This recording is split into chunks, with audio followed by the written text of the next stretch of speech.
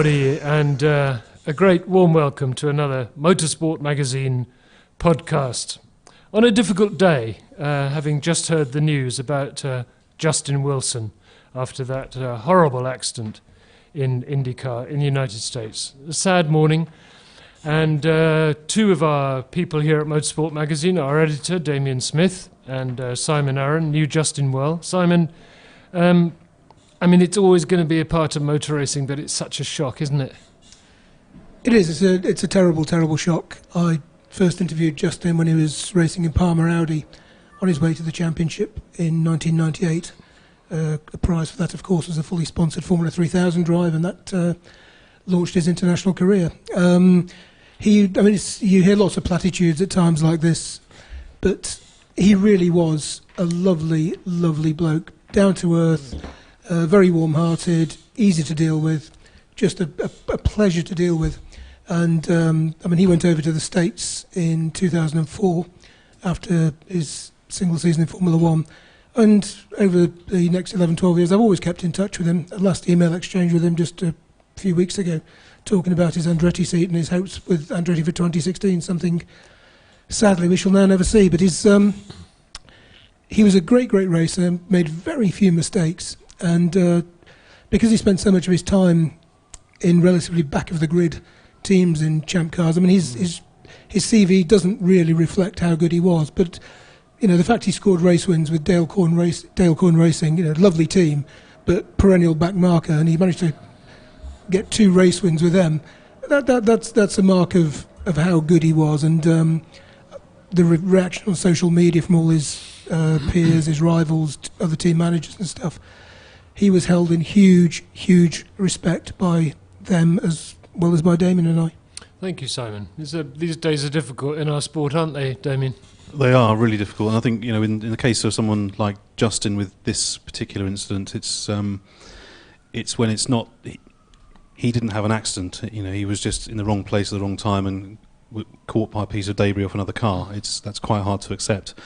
But this is single-seater racing. This is Indy cars is extremely dangerous. You know, they've done so much to improve the car safety and the circuit safety over years. But when you've got a single-seater open cockpit, this is the danger that everyone knows exists, including all the drivers. They go into it, you know, knowing full well this is the sort of risk they take. And Justin, for me, like Simon, I've known him a long time.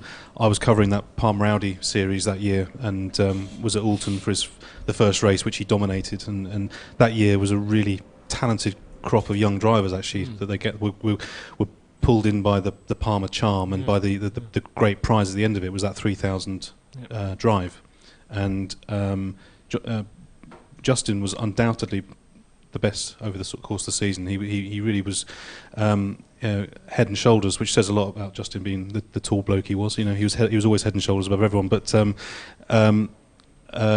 good memories of him through the 3000 years as well. When he was, I think the championship year was a lovely surprise, because I don't think any of us really expected him to put a championship challenge together. He'd been really good up to that point, but to actually string a consistent season together, which was always the tough thing in 3000, with a team that hadn't won a championship before, was lovely. And particularly because you know, Mark Webber was kind of expected to win that championship with Supernova, and Webber, you know, today would put his hands up and say, yeah, I was beaten fair and square by the better man over the season. And one of the things we were talking about before we came on air was Justin had very few accidents during his career. Was always a very safe pair of hands. But one of the things we always remember is the Brambilla moment he had at Interlagos when he won his first F3000 race. For some reason in 01, 3000 decided to start their season in Brazil, which the teams were upset about because it added to their budgets. But it was great for me because I got to go to Interlagos. And Justin won the race. And in his excitement, pumping the air with both fists, he spun at the first corner, which made him very sheepish in the press conferences afterwards. But it was a great moment. Yeah, and I mentioned the last time I actually had a face-to-face interview with him. I think it was at Daytona last year, and I did bring the subject of Interlagos 2001 up, and he just laughed. He said, to this day, you know, sort of 14 years on, people were still bringing it up. The thing about him was he was acutely shy. And as a young racing driver coming up, he was quite hard to talk to at first because when you didn't know him, I think he found it quite hard to put himself across. And to see him growing up and developing on that side of things, and certainly by the time he got to 3000, he was much more confident in himself. I think just doing things like the post-race press conferences when there was like 6 of us sitting in the room because no one was paying any attention because it was F3000, but just those things were helping him come out of himself, and everyone got to see the real bloke, and he was a joy to deal with, and also massively talented. He was a really naturally gifted driver with great intelligence, great racecraft, and as Simon said earlier, the record doesn't always reflect the actual ability of the guy. So just on that just one final point on Justin, the racecraft thing. When he drove for Minardi the first half of 2003, I mean, it was only ever going to qualify at the back of the field because it was a Minardi. But quite often at the end of the first lap, you'd see Jay Wilson in position 11, 12, 13, 14, something, because he had this fantastic knack on the opening lap of finding gaps, exploiting them safely, and then once he'd got them there, because overtaking was so flipping difficult in that era, you'd have this Minardi holding up half the field. But I mean, just beautifully driven, accurate, solid, and then the tyre stops had come around and everyone would jump in and go back to where he should have been. But race without number, he'd put himself in that position. It was very, very impressive. Thanks, Simon. Thank you, Damien. Sad day. Anyway, on with our Motorsport Magazine podcast. I'm sure of all people, Justin would want us to get on with our Motorsport Magazine podcast. Well, around the table with us today, we have, as you already know, our editor, Damien Smith. We have our feature writer, Simon Aaron. And we have a special guest, Gary Watkins. And it says here that Gary Watkins is the doyen of sports car racing. Well, who am I to argue with that? If you go to a sports car race and Gary Watkins is not there, you've probably turned up at the wrong track.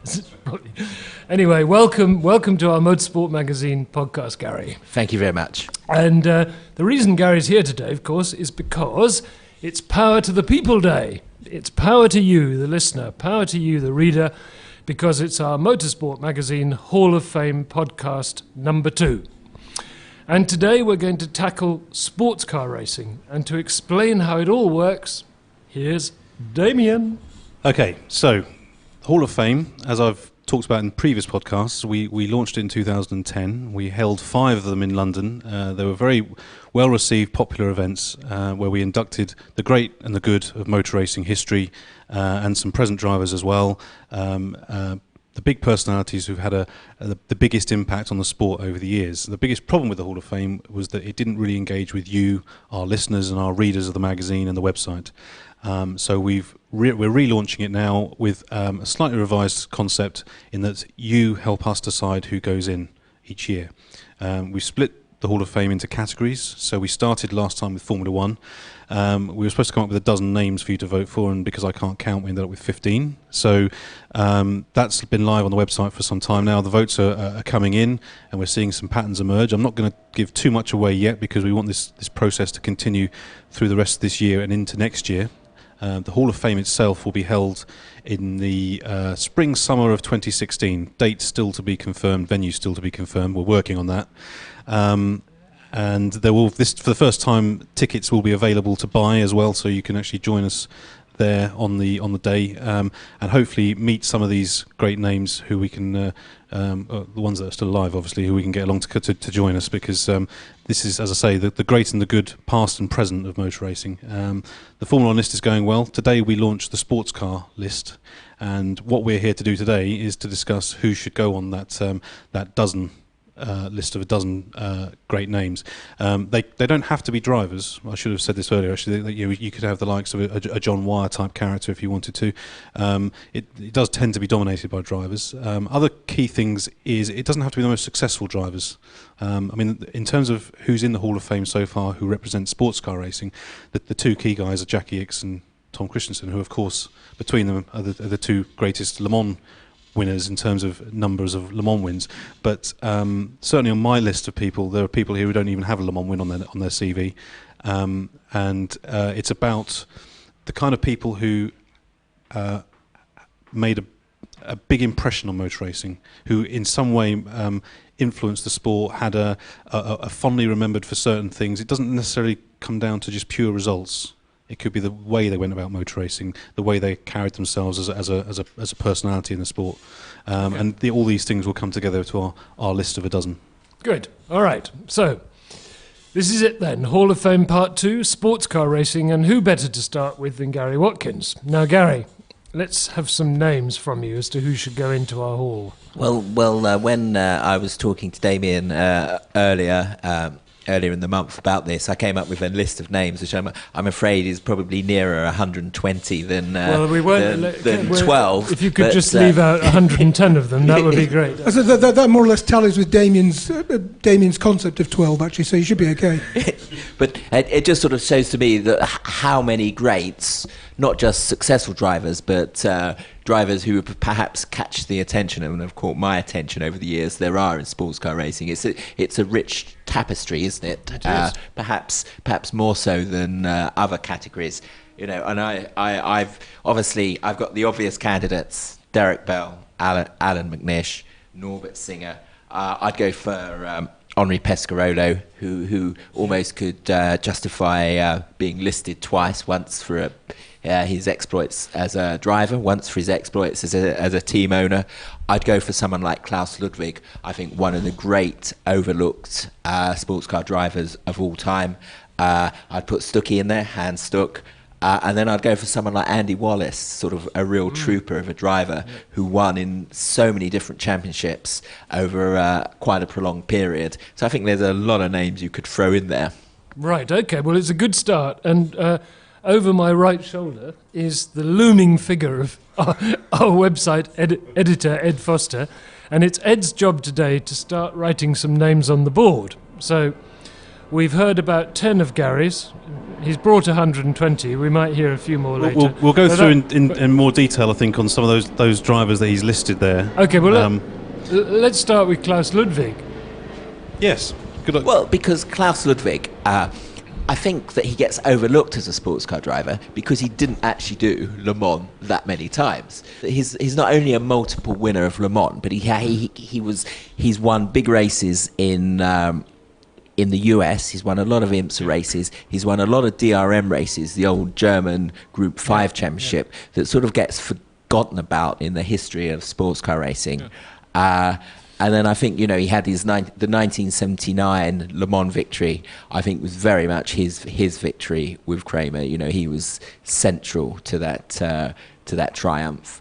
So I just, for reasons I don't know, he gets overlooked. Yeah, well, he's not the sort of person you'd ever imagine having a PR manager for a start. Well, he did his own PR because he talked very well, but I guess it was a different era. Yeah. And talking of eras, don't forget that aged probably well over 45. I think he was 48 when he won the FIA GT Championship with Ricardo Zonta in 1998.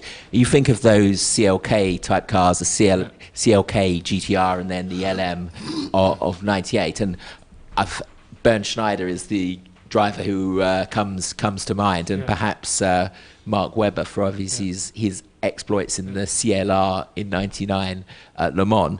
But Klaus won that title with Ricardo Zonta in 98 ahead of Schneider. I think Klaus gets on the board, does he? He's on my list as well, actually. Oh, right, okay. Yeah. So maybe he's not overlooked then. well, he's not anymore, I'll tell you that. I'm ashamed to say that I overlooked him on this particular morning, but I did see him win a DRM race at Dorrington Park in 1980, so he gets my vote. Yeah, okay. Throw him in. Right, so let's have some names now from you, Damien. Well, as I expected, there's a bit of crossover with Gary's list, but I've got a few older names on my list from earlier generations. For me, Olivier Jean de Bien has to be on this list because for a period of time through the mid to late 50s into the early 60s, he was the Tom Christensen of his era by some margin. He was so dominant in terms of what he achieved at Ferrari, and it wasn't just Le Mans. It was the Targa Florio, the Nürburgring, all the big sports car races. He won. Sebring, of course, the Tour de France, he as well, which was a big event. Yeah, back absolutely, in the day. absolutely. I've got the little crib list I wrote earlier. 4 Le Mans wins, 3 Targas, 3 Sebrings, 2 Reims 12 Hours, which obviously was a big race back then as well, and a Nürburgring 1000 Ks.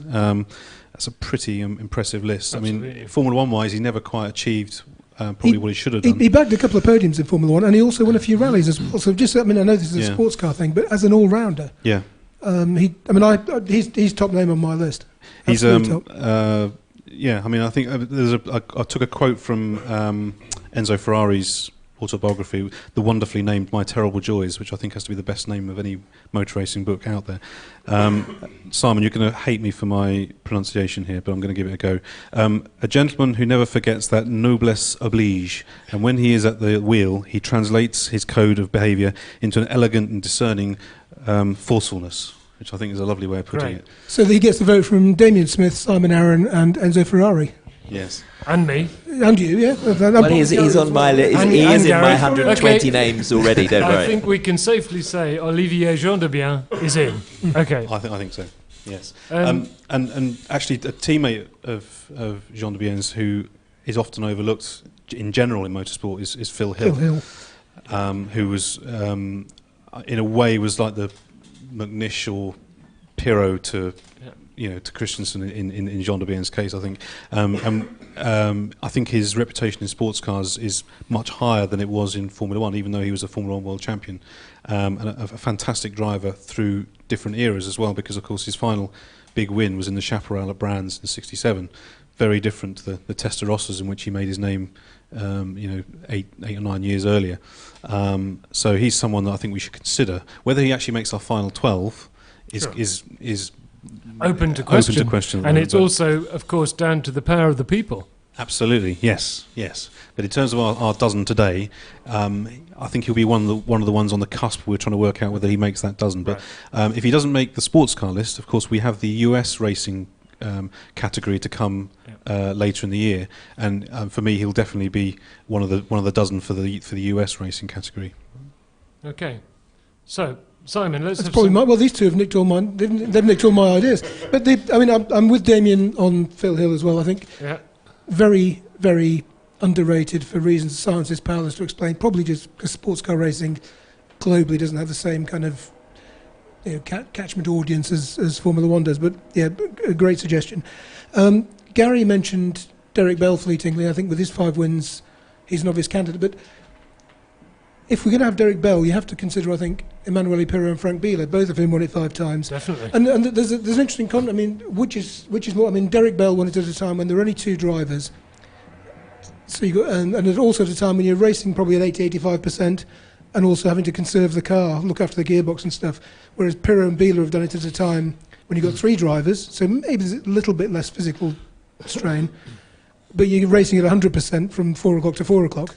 Because there's so many electronic guardian angels and the cars are virtually bomb-proof. Sure. So they've all won it 5 times in very kind of different circumstances between the Biela, Pirro pair and Derek Bell. But I think all 3 of those should be on the list. I don't think you could argue against them all having a good shot at making our shortlist. I mean, Derek, I think everyone knows of him as the 5-time Le Mans winner, but we shouldn't forget just how many races he won in the US, with Al Holbert Jr., who we should come to later, I think.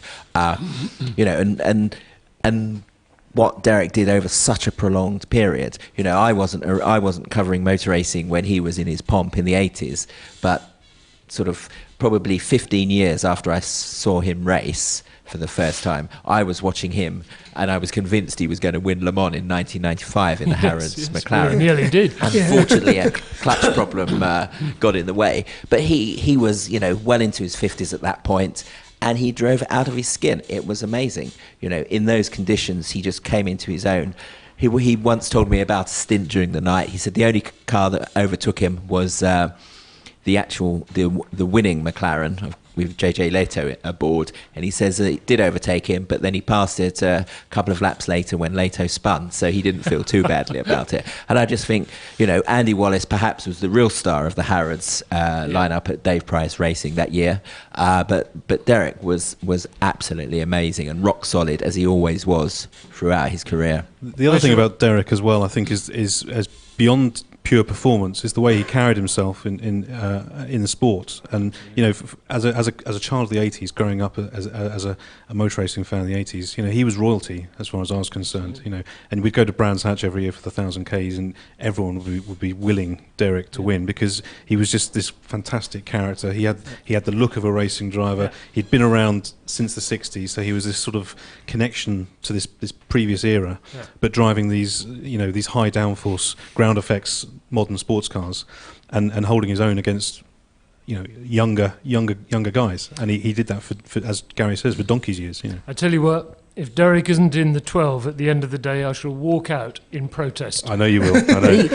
he was an unassuming guy. That's how I found him, very self-deprecating.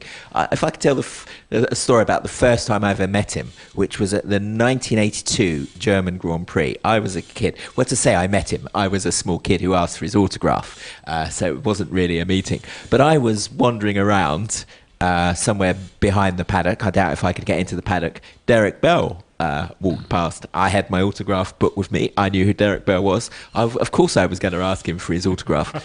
He seemed shocked that someone was asking for his autograph, because he was a sports car driver. This was a Formula One race. He was there presumably on some kind of Porsche duty, and I just remember he goes, "Oh, you want my autograph?"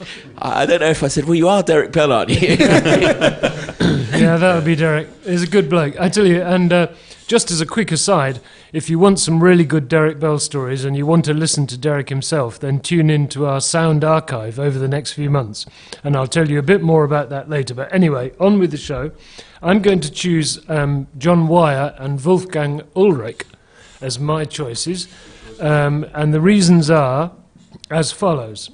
John Wyer, ask any driver who drove for John Wyer, and he will tell you that the man was a genius in running an endurance racing team. His decision making, his command of the troops, I think it's a phrase that John would have quite liked, actually. A great character. So I think John Wyer for me, and Wolfgang Ulrich, because right from the beginning, it's hard to think now, but when Audi did what they did to start with, they brought diesel into endurance motor racing, it was a fantastic beginning of a fantastic new era. I mean, Gary is much better informed on this than me. I can see he's gagging to speak. But anyway, I think the guy's run a fantastic ship there.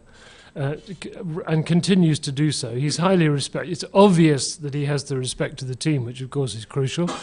And really, I mean, he's made Audi into what it is today in motorsport. So they're my choices for the time being.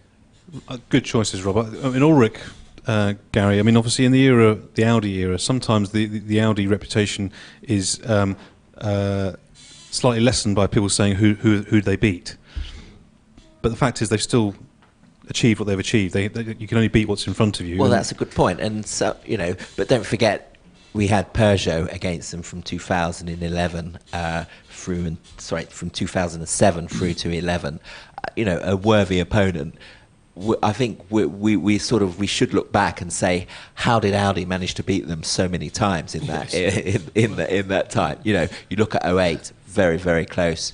You look again at 11, very, very close. So yeah, we a throw of the dice, a toss of the coin, and we could have been looking at 3 Peugeot victories and 2 fewer for Audi. Yeah. I think there has been a lot of good opposition for over time, and they did it better. Yes. Yeah. Well, quite. That's right. Yeah. And I know that the series is currently very, very strong, but I mean, the Peugeot Audi years, standing late at night on the Thursday or the Wednesday, when the qualifying was reaching its kind of zenith, and Sarrazin's going out in the Peugeot, and Audi are on pole.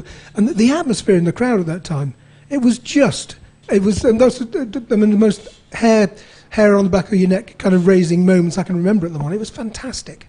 I'm sure a French manufacturer just adds a little absolutely. frizz-on. That's what I mean, but I was standing out there with the French crowd, and it just fabulous. Yeah. I think as you said, Rob. Sorry, just talking about no one to beat. One name that I just touched on, who's up on the board already, Henri Pescarolo, who, obviously a great driver, but then as a team owner, he almost won Le Mans as a team owner. Don't forget, that year in 2005 when they were second, but for a gearbox problem, they would have beaten Audi. Okay, that was a strange year of transitions in the rules, but a win's a win. And to do what he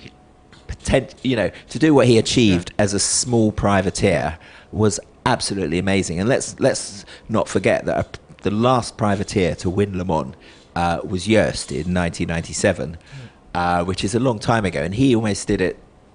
He almost did it again. Well, it wasn't so close in the other year. He finished second, but I think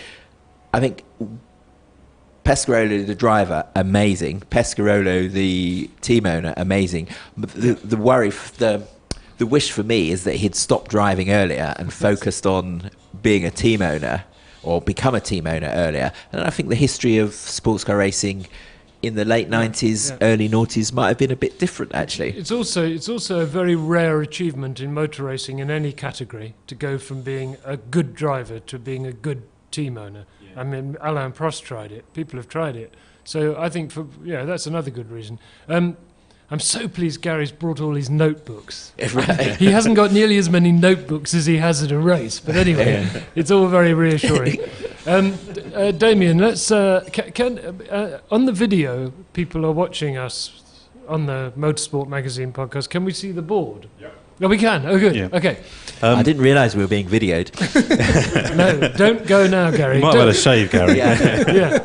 Damien, let's. Well, first I'd like to say, Rob, well done for voting for Death Ray Wire as well, because in terms of team owners, no one's more charismatic. Absolutely. To do what he did with first Aston Martin in that late 50s era, and then to do it with the GT40s, and then the 917s, and then the Mirages as well. It's a great era that he covers. And to like Ulrich, actually, if you say talk to the drivers about what they think about their bosses, Wire had that command, that respect. Absolutely. Ulrich has the same with any Audi driver who talks about Ulrich. It's the really leading from the front is a great asset. John Wire was a tiny bit intimidating when one first met him. Actually, did you meet him? Yes, I'd love to have met him. He was what a tiny was bit intimidating, Yeah. but I think had I been older, it would have been all right. While we're on team bosses, can I throw Reinhold Joest into the pot? Yes, absolutely. Bring it on, Gary. I mean, phenomenal achievement. To have notched up so many Le Mans successes. Let's not. Obviously, now he's so entrenched with Audi. We obviously think Joest Audi, but let's not forget his 4 victories with Porsche in the 2 in the 80s, two in the 90s, and let's not forget that 3 of those were achieved as a privateer entrant. Okay, one of the years in the 80s, the Porsche factory wasn't there, but there were other factories to beat. I think what he achieved, 97, is one of the most one of the great stories of sports car racing in the modern era. Bringing in Christensen at the last moment, which was crucial to that success. There are lots of stories about what was going on in the team, and that they needed money, and they were basically throwing it back and forth between Reinhold and his team manager, Ralph Juttner, saying, we need some money. Yeah, but we need someone quick. And then eventually they decided to go for someone quick, got Tom Christensen, won Le Mans, and the rest is history. Yeah, well, exactly. Yeah. Interesting about Joest is, do you given the amount of success he did with Audi, he's now he's the backbone. He and his team are the backbone of Audi's success. Do you think of him as Porsche or Audi? Well, I'm going to throw another name into the hat, Bentley, because of course. Oh yeah, of course, that's true. His crew. Well swerved. Well swerved. ran the winning Bentley in 2003. Yeah. So I've actually thrown that into the hat to dodge your question. Yeah. Because But like Wire, he won Le Mans with three manufacturers. So yes, a good point. Yeah. Jost actually doesn't count Bentley, or at least not publicly, because of course his name wasn't in the team name, but he was very much there. He was sort of slightly in the shadows, not sort of as evident as he might be now or back in the Porsche days, but it was his team, it was his people. They won Le Mans. And he was also a very capable driver in Well, of course, Porsche 908s and stuff. And a factory driver, Yeah. And also hairstyle of the year, an absolute clear winner, Yeah. I would say. Gary's Totally dropping natural. his notes, which I is am, also yes. very So, reassuring as well, actually. He does that a lot. We've all seen it a lot. It's very important not to sit next to Gary in the press room at a race, because your space becomes smaller and smaller and smaller. I do like to spread out a bit. Let's get some more names out of the hat. So what I'd like to do is quickly go around the table and just get three. Well, if we include me, four more names, then we can talk about them. Ooh. Yep, Okay. Gary. Oh, Gary first, go on. A name, Gary. One name, Gary. One. okay. Well, I've got to say Norbert Singer as Okay. a man who had such a profound effect on sports car racing over Porsche. with as a lead engineer at Porsche, often sort of talked about as a designer. Perhaps not necessarily the case. He's more a sort of a Ross Brawn character, overseeing the projects and very much leading the aero of all those cars himself.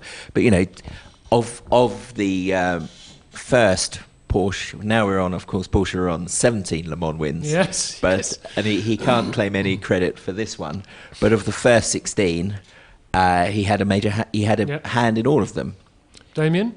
Well, no, actually, probably not really in the first one, because he wasn't at Le Mans. Okay. But he But was anyway. involved in the 917 though. He joined that year, so, and I know he did. I think he once told me he did something on the rear suspension geometry that's or enough. something. Let's give it to him. Let's give it to so him. Yeah. it's tenuous, but to have a hand in the 935, Well, we the don't 936, not so much initially, but later on he was very much involved in it. 956, 962. Right. Don't forget that we've got to distill them down to the top 12. So It's going to get harder. Damien. And I'm one going to more. make it more difficult because I'm going to change the rules again and add two more. So Which is the editor's prerogative. Exactly.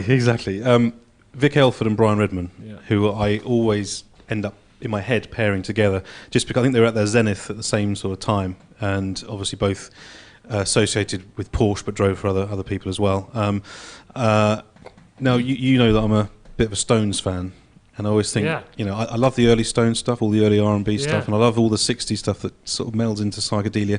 But let's face it, the heart of the Stones is 68 to 72, between Beggar's Banquet and Exile on Main Street. And that's the same time that these two were at their absolute zenith. And I don't think there's a coincidence there. I think that time, that era, is just the great era for motor racing and for music. And Vic Elford and Brian Redman, for me, Yeah. represent that time perfectly. Vic looked like he was made of granite. He was a British He's a racing driver. Great racing driver. Just hard Well, as nails. Surely Vic is Keith Richards, isn't he? Yeah, he'd have to be Keith. Yeah. I'm not sure that makes Brian Mick Jagger. I'm not sure that works anyway. But Brian, lovely Lancashire bloke. Yeah, absolutely. Down to earth as they come. And of Funny course, as hell as well. absolutely. And both these guys, of course, weren't just sports car drivers. They were No, fantastic no. all-rounders. I mean, Brian Redman should have had a proper Grand Prix career that he never quite had. Yeah. He Okay. survived Good 3 names. horrific accidents over a decade. Came back from all of them against the odds. He speaks so eloquently about the era he was racing in. He won 4 Spa 1000 Ks when it was the proper Spa, the old Spa. And these days admits that he used to cry himself to sleep before a race, thinking he wouldn't see his family again. Things that he could never admit at the time, of course. Elford, that 68 season, you won the Monty, and 9 days later, the Daytona 24 Hours. First time he'd been to Daytona, won it straight off in the 907. Just unique achievements. And the key thing for these two guys is neither won Le Mans. Neither have a Le Mans win to their name. No. And it doesn't matter. No, because absolutely. No, the Le Mans the other races they won, Vic's career relatively short, 6 seasons in total. What the impression he made in that time was immense, and Redmond, still racing the Aston Martin Group C car in the late 80s, and commanding huge respect. We all love him. We all love both of them when they come to the Goodwoods, and as I say, they represent an era for me. Okay, good. Simon, and one more name. Very, very briefly, Nordschleifer, 6 minutes 11 point whatever it was, second, Stefan Beloff. Yep, good choice. There's another name that Gary's just pointed out to me that we did mention. Gary mentioned at the start, and we can't not mention him. And it's got to be Alan McNish, as a driver who was, along with Christensen, the top driver no of his generation. Absolutely. I mean, so that had, and greatness. I think drivers to, they need that moment of doing something special, like Beloff's record lap. Yeah. For me, McNish, his role in the 2008 Le Mans victory with Audi, with TK and Dindo Capello, was something special. Just amazing. Yeah. And I think that's perhaps the defining moment of his career. He might not say that, but just I think he was out of his. I think it's also a great mark of class that he wins the World Championship and then walks away. And what a fantastic, stylish way to bow out. Mm-hmm. He's an all-round good bloke as well. So if that makes sense. And he's one of the most competitive people I've ever met, I think. Yes, he certainly is. Maybe it's a small bloke syndrome, I don't know, but he's so driven. Yeah. So driven. Even now, as a retired racing driver, he hasn't changed. And and all those wins in America as well, I think, is a key thing. He was fantastic on those old school, difficult American race circuits. Yeah. Okay, I'm going to put one more in, and that's Nino Vaccarella. Oh, good choice, yeah. Cool. Because I used to look at photographs. No, this isn't the reason for him going into the Hall of Fame. But I don't know, he's just a big memory of mine from my early years watching racing and loving racing, and that gorgeous Ferrari and the Targa Florio.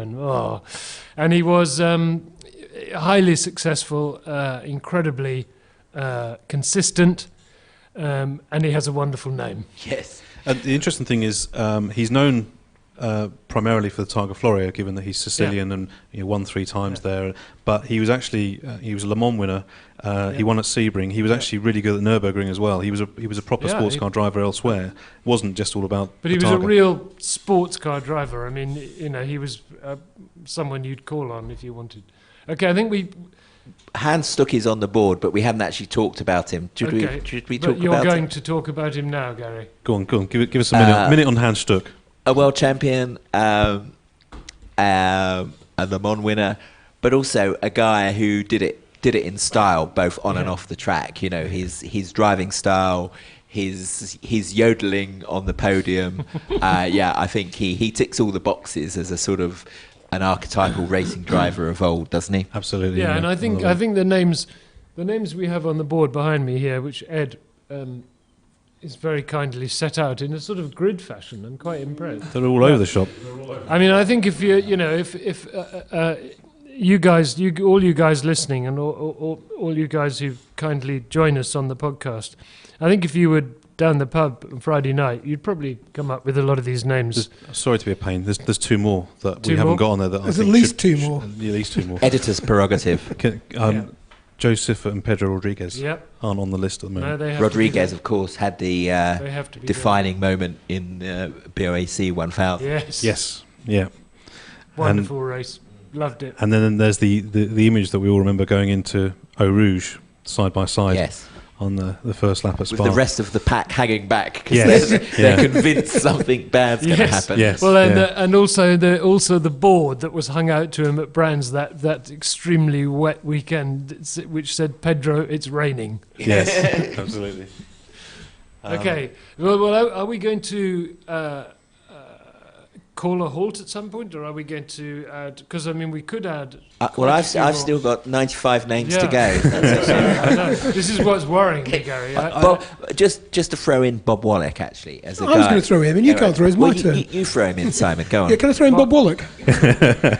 Bob Wallach, absolutely. Gary will explain why. No, Well, it again, doesn't. You explain why. It's you know, fine. It's fine. He didn't win Le Mans. Obviously, that's he's most famous for not winning Le Mans. He was just he was a great sports car driver over a prolonged period. Yeah. He had some of his best results while he was in his 50s. He had more podiums in his 50s than before. I have worked it out somewhere, but it's in one of the bits of paper I can't see.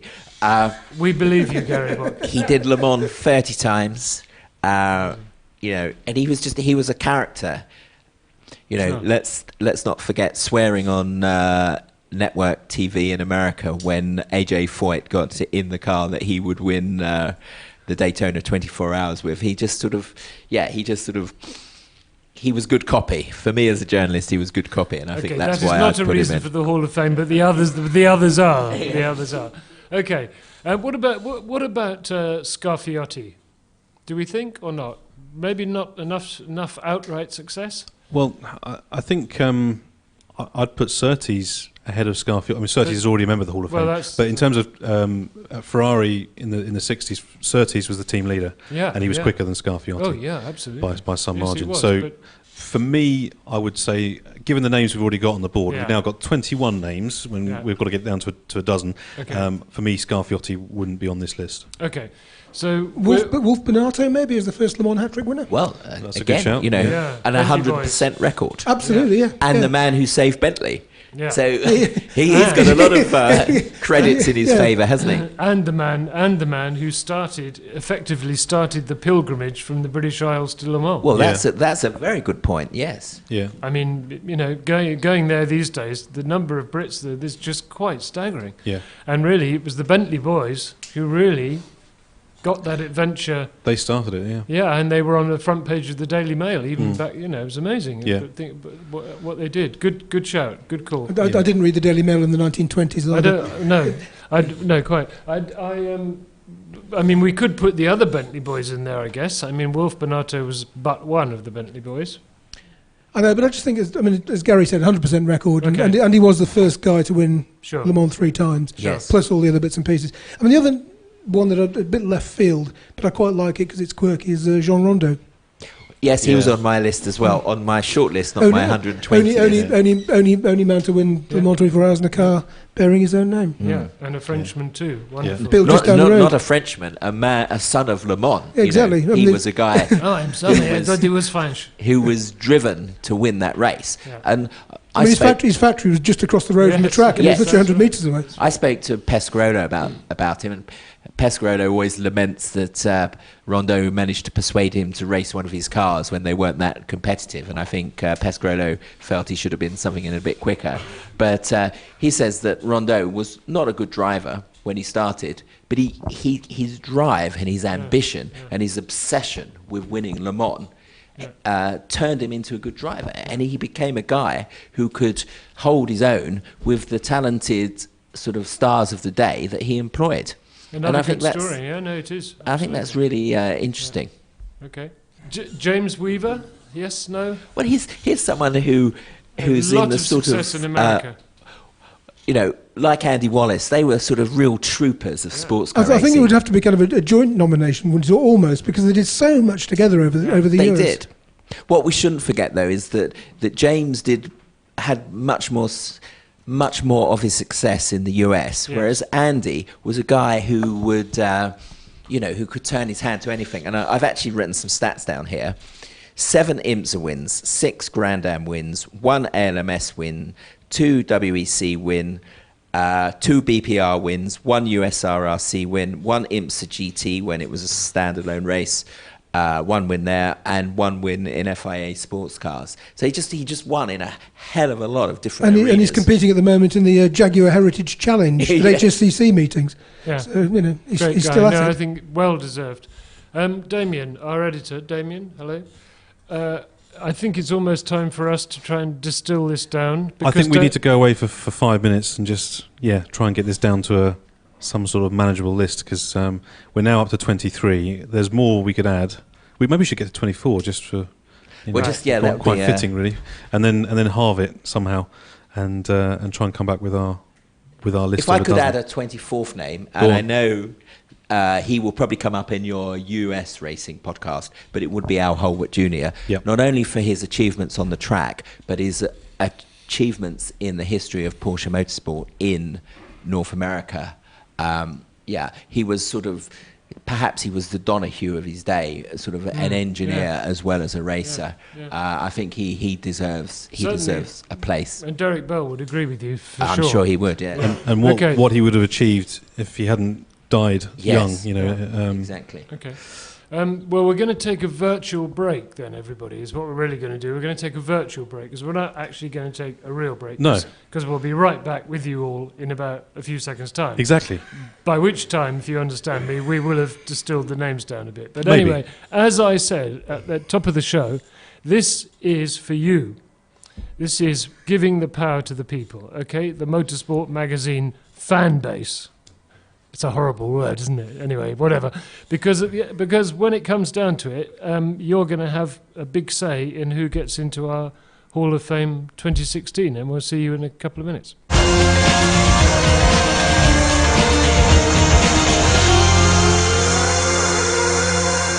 You might remember that a few minutes ago I did mention Motorsport's new sound archive, and if you're not aware of what we're doing with our new sound archive, you really, really must be. You really should be, because it's going to be, as the weeks go by, absolutely fantastic. Even if I say so myself, because a lot of the taped interviews in the sound archive were done by me back in the 1970s. 1970s, I said, not 1870s. Anyway, I do urge you to listen to these because it's an amazing kind of step back in time almost, and I really hope that you'll dig into the website and try and find them. The first one is online at the moment, and it's with Lord Hesketh, who of course ran Hesketh Racing, for whom James Hunt drove, among others. And that was recorded in 1979, which was actually right at the very, very end of the whole Hesketh Racing team. But I think it's interesting, and you can find that right now at motorsportmagazine.com. And also in that same section is Nelson Piquet, who's talking about moving up from Formula 3 to Formula 1, which is what they did in those days. Okay. And the next one we're going to do will be Stirling Moss Parts 1 and Part 2. This is what my producer at the time, Mike Lawrence, referred to as talking to God. So Stirling Moss, I think is nearly 2 hours of Stirling Moss altogether. And he talks about just everything. And if you've ever heard any interviews with Stirling, you'll know that it's full of surprises and fascinating too. So, try and get yourselves to shop.motorsportmagazine.com and click on the audio archive tab on the left-hand side of the page. That's shop.motorsportmagazine.com and click on the audio archive tab on the left-hand side of the page. Well, and I really hope you enjoy it, and let us know what you think of it too. Let us know online.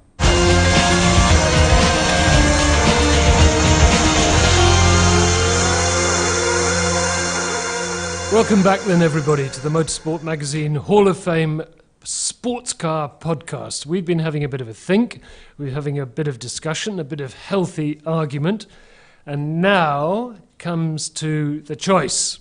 And it falls to me to make the first choice, and mine is Derek Bell. My turn. I'm going to go for Henri Pescarolo. I'm going to choose Olivier Gendebien. As indeed was I, so I'll go for Pedro Rodriguez instead. My second choice is Wolf Bonato. My second choice is Alan McNish. My second choice is Brian Redman. Sorry for the delay. I'm going to go with Reinhold Joest. Okay. My third choice is John Wyer. Well, the tension's almost unbearable, isn't it? My third choice is Klaus Ludwig. My third choice is Vic Elford. And mine is Jean Rondeau.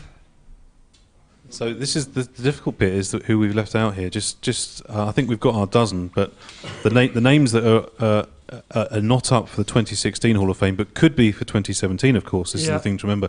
We don't have to do it all in 1 year, but the ones who haven't made it include Hans Stuck, Phil Hill, Wolfgang Ulrich, Joe Siffert, Bob Wallach, Frank Bieler, Manuel Perro, Beloff, Vaccarella, Wallace, Singer. There's a lot of great names. Absolutely. But as I say, don't forget, it doesn't all have to happen in 2016. There's 2017 and hopefully many years beyond when all these names eventually we can work through. And obviously, as you're saying about your US sports car, US racing podcast, do you think Wallace and Weaver could make it in that one as guys who had a lot of their successes in the States? No, I think although you're right, absolutely, that they had a huge influence on American sports car racing for a period. The American category should be for Americans. I think, or Canadians. Or Canadians, yes, indeed. Okay. Let me just explain again that we now have the top 12 names chosen by us at Motorsport Magazine, and from here on in, it will be down to you to vote for any of those 12 names, and that way we distill it down to a winner. Indeed. I have understood it completely correctly. You've got it right, Rob. That's fantastic. Quite right. There's a voting system on the website live now, along with this podcast. You can go straight to and cast your vote. Great. Absolutely wonderful. Well, I hope you enjoyed doing it, everyone, and I hope you've enjoyed our Motorsport Magazine.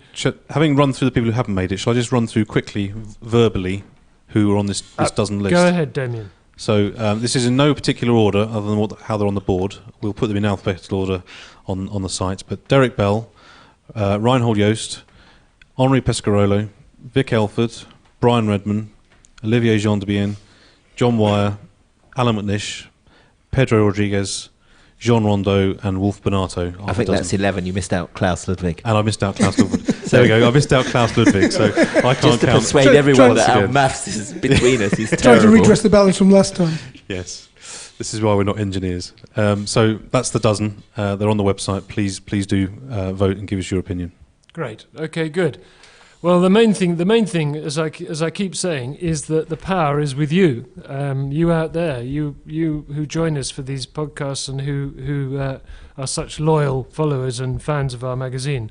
And my website editor is writing me a note, as you can see, but I can cope with that. So that's it for today. Thank you very much, everybody, for joining us. Thank you for your support. We really, really do appreciate it. Thank you to Gary Watkins, the doyen of sports car racing. It's a joy. Along with his notebooks, his notes, his pens. It's fantastic. For once, I've got nothing written on my hands. Yes. Unusually. And he usually has a paperclip stuck in his mouth, which I'm always worried he's going to swallow one day and choke. Yes, yes. And if you go to a big sports car race, say hello to Gary.